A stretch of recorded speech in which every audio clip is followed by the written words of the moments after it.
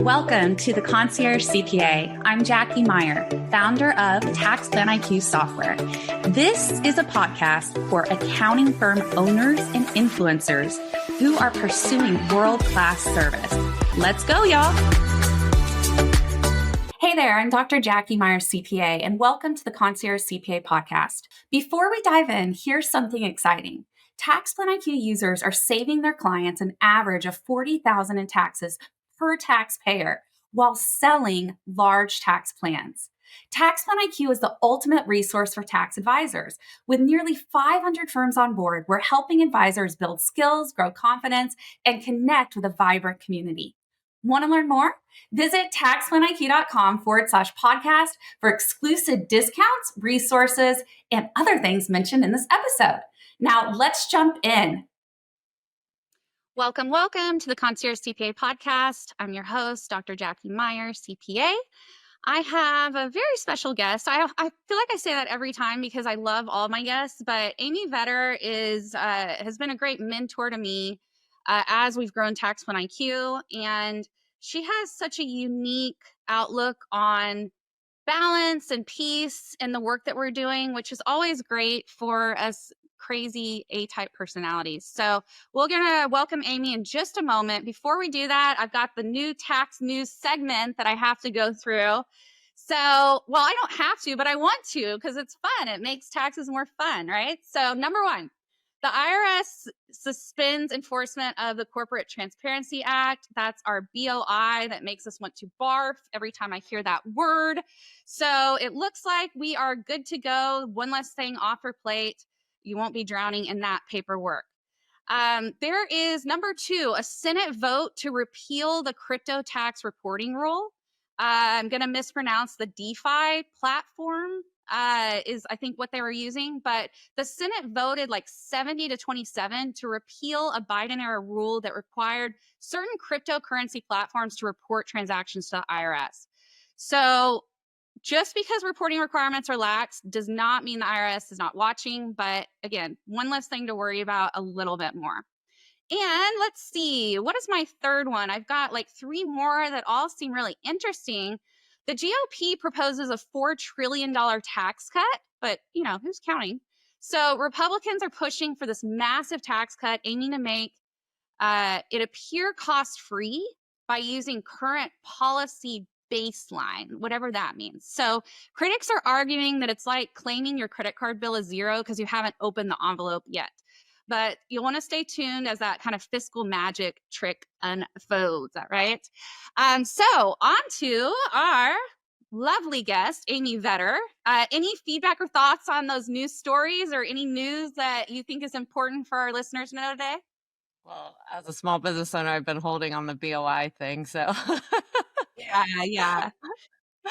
I just filed it for one company like the day before that came out. It's like this dramatic roller coaster of nonsense that like makes our industry look so bad. But it's not our fault. It's the government's fault, right? Right, exactly. Yeah. All right. We're just the middleman. Yeah, exactly. We're just the middleman. So welcome to the show, Amy. You have such a unique background being a CPA, a yogi, a technologist, a keynote speaker, an author. Tell everyone a little bit, like fill in the gaps. How did this journey unfold for you? I'm still not clear. Just kidding.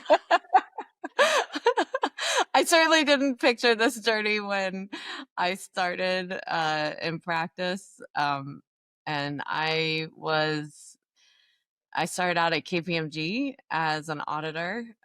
When I did do tax for a very small amount of time for Chiquita Brands as a co-op, and realized that they were actually huts in these third world countries during my time there. But you got free bananas, so that was a part that I looked forward to every week. Awesome. Yeah. But yeah, so I mean, I really started down a very traditional path. I would say, you know, accounting was something that I always said I was going to do, that I was going to be a CPA, but it was really based on, you know, my grandfather being a CPA and always having heard about him being a CPA, and just, went down the path because that's what I was told to do, even though I did have very creative pieces of me. I was a painter, I played violin and viola growing up. So went in a different path.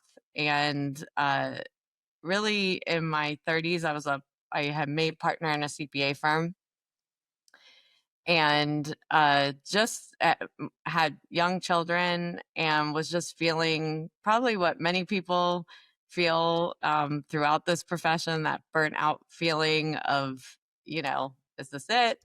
Is this what I signed up for? I'm not sure. Yeah, And you had like that success event, right? But you still yeah, kind of felt like it wasn't success for you getting to partner at so young, right? well, I felt it was success, but I thought I would feel happier about it. And Yeah, once I got there, and I think, there's a lot of research around this, is even like going on vacation, the anticipation of going on vacation and vacation is not the same, right? Like, so you're happiest looking forward to something or working towards something.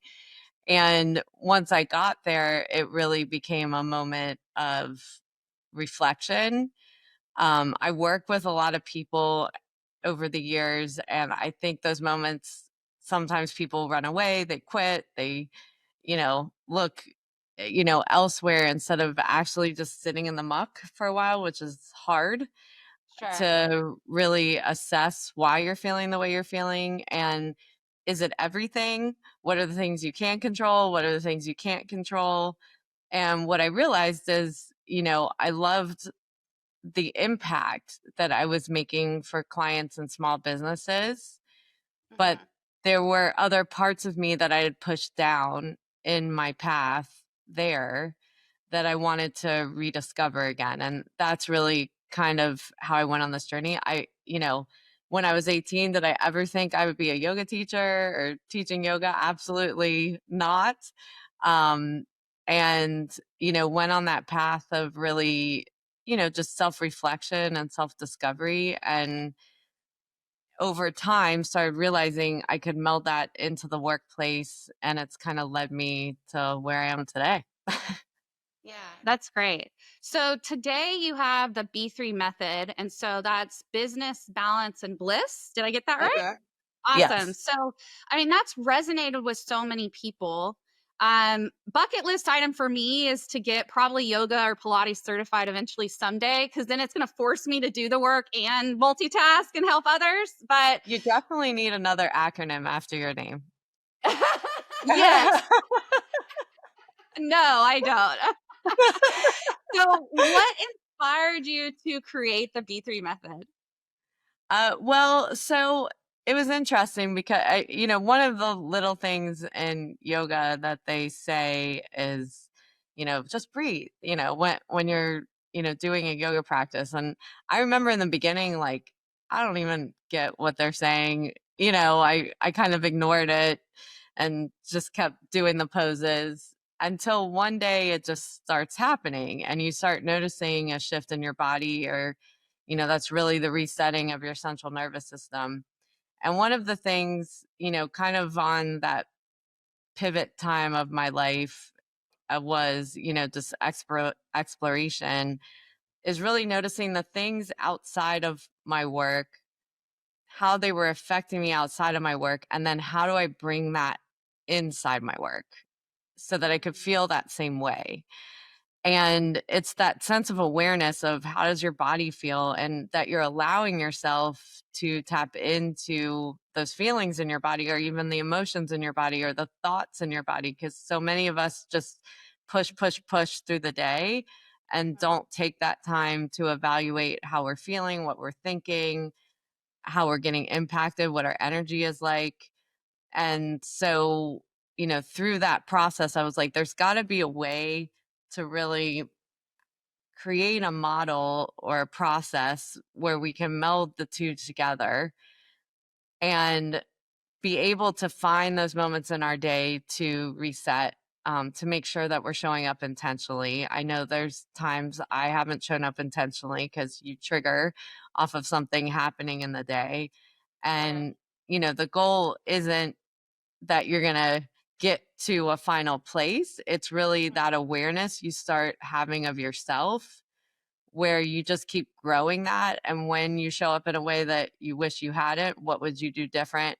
How do you show up differently tomorrow? And keep moving forward that way so that you get more and more in tune to yourself and how contagious that energy is to other people.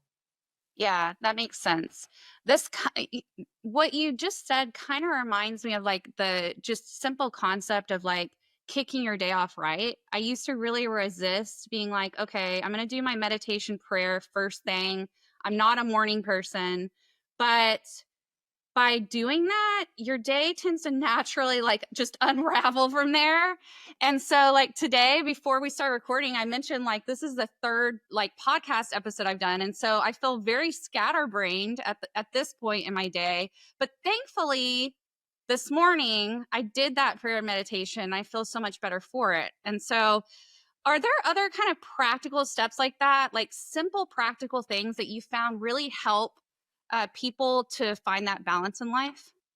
Yeah. And I think, using the example that you said is setting breaks between meetings, which can be hard sometimes, right?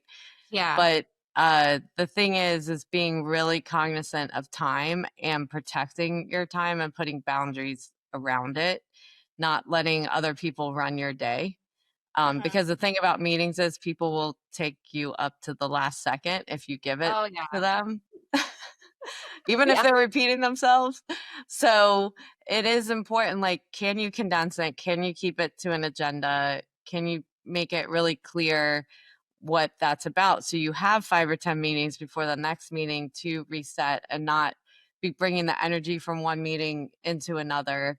And you can reset, if meditation is your thing, that's great. You can take a walk, you can go eat something, make sure you're hydrating. You can listen to music just to re-energize yourself, whatever it is that's gonna like kind of close off that last event before you go into your next event so that you can be present for the people that you're with. Yeah. That's really cool. Yeah, I have noticed what I'll make up as a term called meeting creep lately. So people grab 15 minutes on my ecal, but it's like we're 28 minutes in. I'm like, oh my gosh, I'm already going to be late to my next appointment. But just like I would tell accounting firm owners to like preset boundaries, I I I didn't give myself the same advice. Like I should Yeah. send something before the meeting being like, I have X number of minutes. I definitely want to respect our time together, but I have to go at, XYZ time. And then it is what it is, right? Yeah. Well, and I think asking for that agenda, what is it that you want to cover in these 15 minutes? Because if you get that agenda and you're like, yeah, that's not going to be 15 minutes.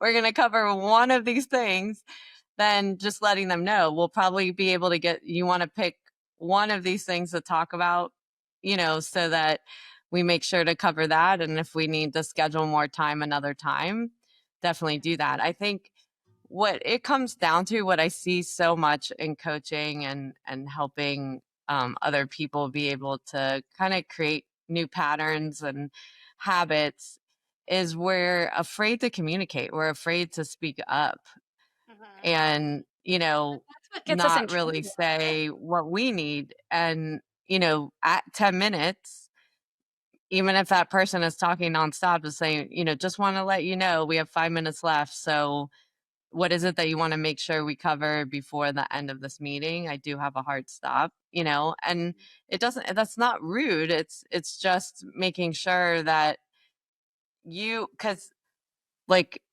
what it is stealing from your next thing when you go over. So you think, you're helping that person, but then you've just stolen from that next meeting or even your individual work or whatever you had planned with your kids, Mhm. even, to go pick them up from school, but you're all scattered because you're still thinking about something that just you ran from that meeting or you took it in the car.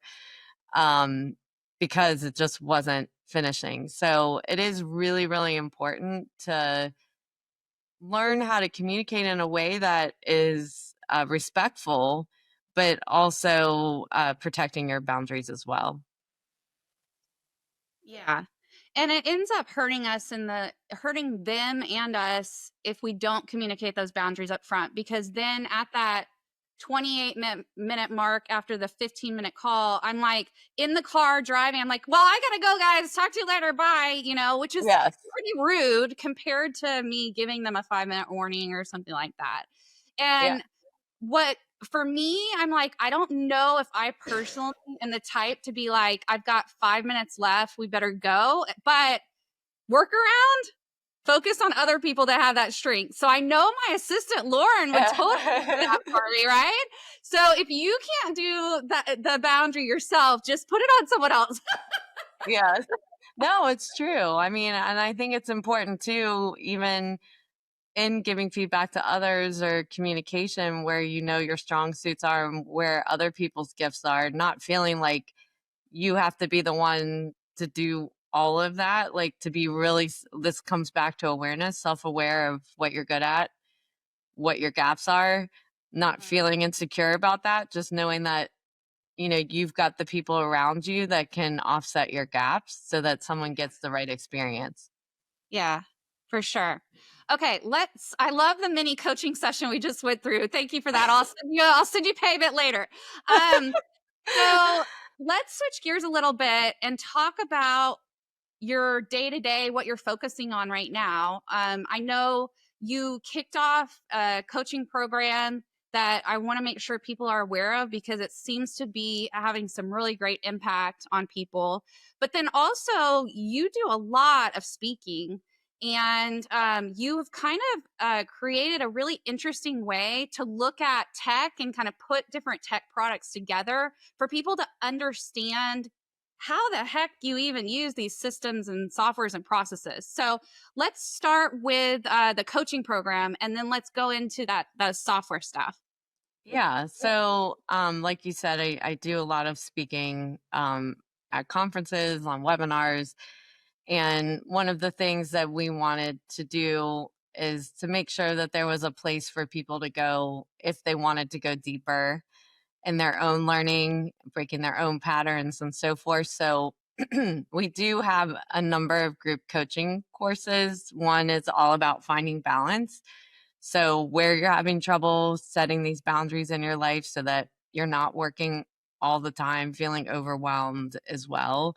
And one of the issues with that is usually time management. So, we have a whole separate course called Intentional Time Management, which does not mean timesheets. This Mm. really means how you organize your day.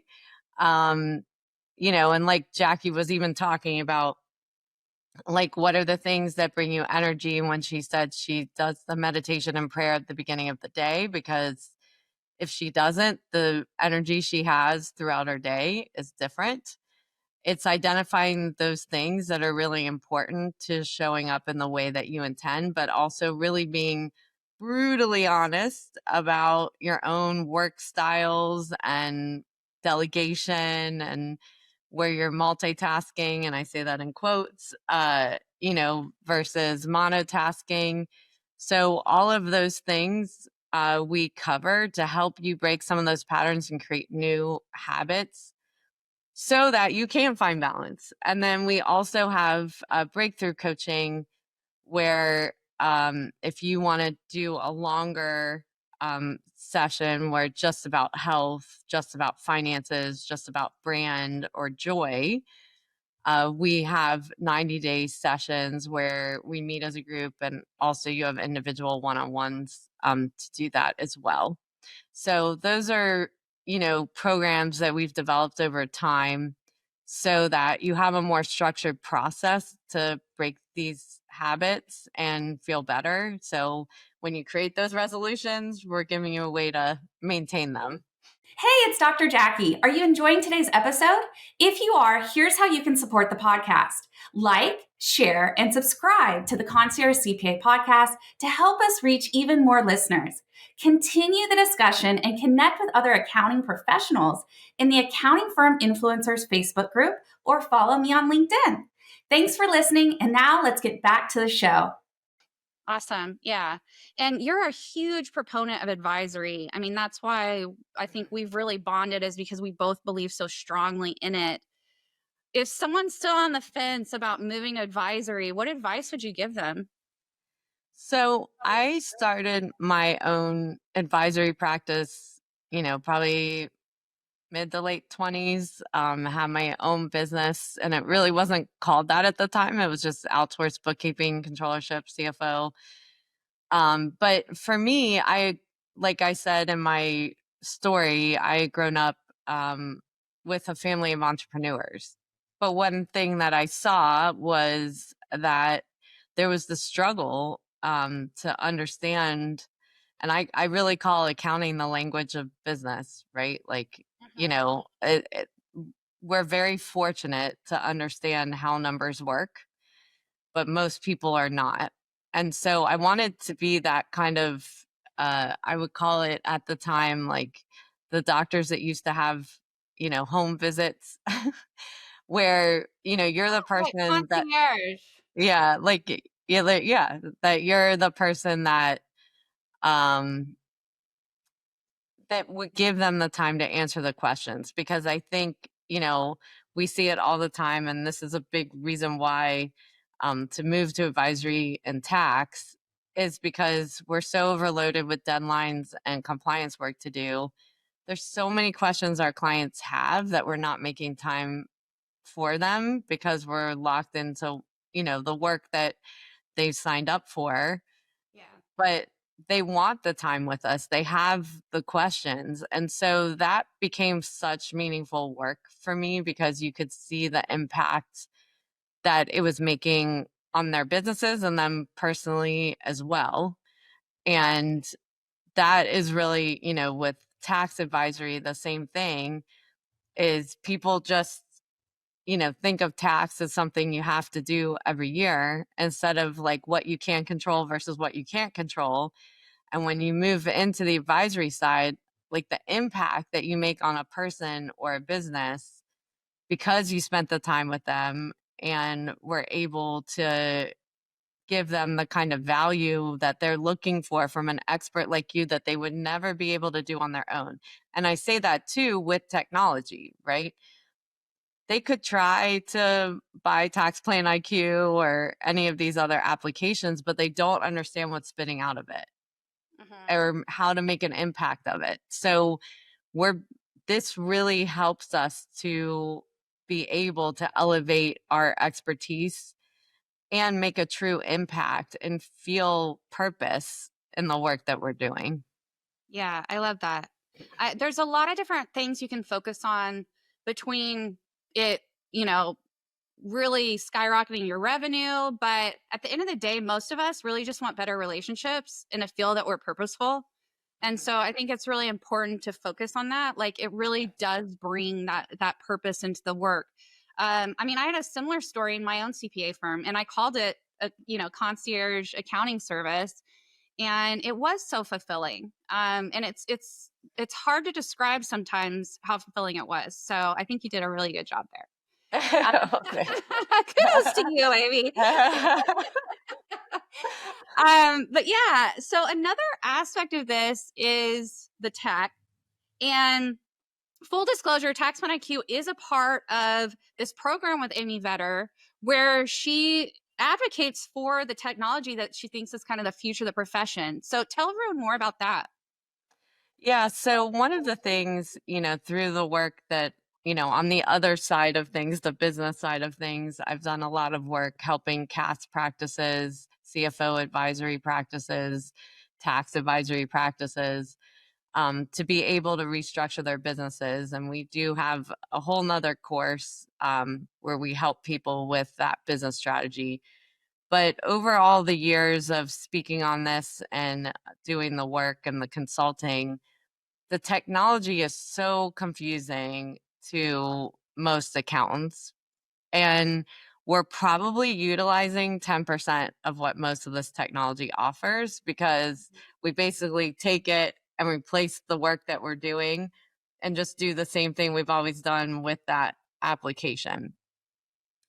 Instead of taking full advantage of that application and then understanding what a tech stack means. And so I think it's hard to visualize what a tech stack means if we don't actually understand what the purpose is of each application and how do we get the most out of it. So the thing that we've added into our programs is really trying to help people understand how these programs interconnect and how you are, and this does work into the work-life harmony piece of it, is when we're taking full advantage of that automation and the data moving through to be able to give us more time to have those conversations, to be that advisor, and really understand what are the applications that are best set up to connect together, to be able to be in our own platform of what we offer as a service.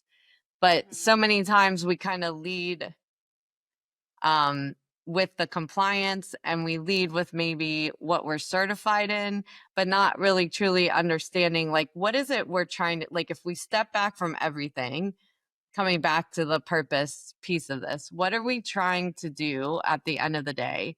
So, do I really love tax?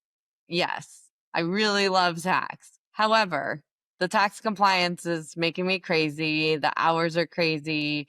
I'm not feeling like I'm able to, fully take advantage of my personal life and work life. So, how do I right size that? And by figuring out the right tools and automation to connect so that I have the right amount of time in my day to be able to dedicate to my clients, be present for them, really do the analysis, and let that technology help me on that, and be able to have a personal life as well and be present for the people that I care about too. And that is really the goal of all of it in the end. That's awesome. Yeah. And so something really unique in your presentations, which I mean, you're at all the conferences, you're keynoting left and right, is that you had us kind of like put together a demo of an like pretend client where you're linking together like all these different functions that an accounting firm would do. And it's just such a different way of looking at it that's so practical.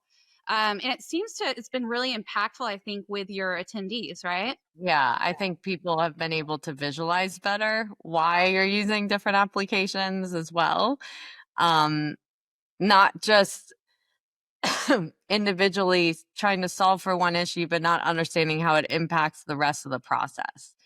So I think too many times we look at technology as these like little shiny objects instead of really thinking through, like, what is our business process? What is it that we're trying to accomplish at the end of the day? And where does this fit? And what is the experience that my employees have utilizing it, and also my clients have utilize it if they utilize it on their side as well? So then I'm thinking from a mindfulness perspective, not just a technology perspective, of what does that total experience look like, and does it bring the outcome that I'm looking for, and setting those outcomes early on. Nice. Awesome. Okay. Um, so on that note, we're going to wrap up the interview section and go to rapid fire lightning round where we answer just very quickly. We'll all answer with you. So if you get stumped, I'll answer first. Okay. This is the second time I'm doing this, so there's going to be a little hiccups. It's all in fun. Before we do that, how will people reach out to you if they're interested in consulting or anything that you discussed today? So we have two websites, amyvetter.com and businessbalancebliss.com. You can go to either website and contact us through there, and we will get back to you. I'm also on all social media as Amy Vetter CPA. That's also another way you can reach out. Okay, awesome. And anything else that we haven't covered that you wanted to make sure, that's come to mind that you're like, I really want to make sure and cover that today in this podcast interview? Well, I think with so much of your audience being tax, and this talk being about business balance bliss as well, is that it's really important we're in a very busy time right now. But sometimes we can use that as a reason to get away from the things that are important to us. Mm. And it's important, again, what we can control, what we can't control. It absolutely is a busier time, but don't completely give up the things that bring you joy. I was on a coaching call a week ago, and I was just saying to them, like, if you normally work out an hour, build in 15 minutes and think of it like a marathon. Like if you train for a marathon, you're not running 26 miles at the beginning of your training program. But if you don't do the 2 miles and the 3 miles and the 4 miles, once you get up in mileage, then you're going to have a problem jumping into your training plan. And so it's the same thing during tax season, is don't give up these things that give you energy, that help you to be as alert and as productive as possible. Just because it's a busier time, it might look a little different, but find the time to do it. Yeah, that's really great advice. Thank you for that. I'm sure a lot of people needed to hear that. Okay, let's do our rapid fire round. So All I'll right. ask a question. You answer just first thing that pops into your head. So, question number 1: what is your go-to busy season snack? I'm not a snacker, so let me see. So my I guess my midday, I'm too planned out with my food during the day, but I would say my midday, I guess snack is a matcha almond latte with sugar-free Ooh, vanilla. So love it. Okay, yes. I do like my matcha lattes as well. I would say back in my practice when I was experiencing burnout, it would be espresso and stress. Those are my but I now have, oh my gosh, I have like my Octavia bars. I know I'm not a good midday eater because I just want to work through it all. And so I yeah, recognize gotta that plan it. weakness. And then I have my meal bars and I have my shakes and I just, get it done because you got to keep that blood sugar stable, right? Yes, All absolutely. right. Is there one tax rule you'd abolish forever if you could? Ooh, that's a tough one. Yeah, that everyone is due at the same time. I love that. Yeah, you're right. Why is that? Should be on your birthday or something, like, so the work's spread out. Yeah. Yeah. Oh I man, I mean, that's love not a that. great birthday gift to have to get your taxes done, but there's got to be another system. Right. Well, that's when our CPEs do. So we already have that nonsense we have to deal Yeah. with like, on our birthday month, but now we have to deal with that too. Okay. I cannot. There's so many. Oh, well, BOI. Let's abolish BOI. Okay. Um, what would be your dream job from like childhood that? And okay, I'll just leave it at that. You tell me. I wanted to be a soap opera star. Ooh, fun. I wanted to be an opera singer. And Wow. then, yeah, Yours had a little more depth than mine, so no. But I also wanted to be an actress. So I would stand in front of the mirror with like an Advil bottle and be like, this made my headaches go away. Like all those weird old commercials. But I could see you being a soap opera person. That's yeah. pretty fun. Okay, awesome. Oh gosh. Okay. Do you have a favorite like accounting meme or joke? Uh, no, I don't think so. Do you? Okay. It's hard to like there's so many corny ones. That's why I was like, oh. I um mean, there's one that I'm thinking about. I mean, because there's that Instagram channel that's so good, but there was one day where they were saying, like, it was a cartoon of two people, and one guy's like, "Do you know how many hours I worked this weekend?" And the other guy's like, "No one cares." Okay, that's pretty good. I Yeah. like that one a lot. Okay, let's see. Ooh, okay. I have to ask. I forgot to do this on my last interview, but I always love to ask like one good book or resource, and I have one in mind. I'm sure you're gonna say, but we'll see. What you got? And on any topic. It needs to be your book, Amy. Your book. Oh, I didn't want to like self-promote. Of course, my book. Yeah. So tell us about your latest book really fast. 60 seconds. Okay. Well, thanks for the tee up. Sorry, I wasn't catching it. So my book is called Disconnect to Connect.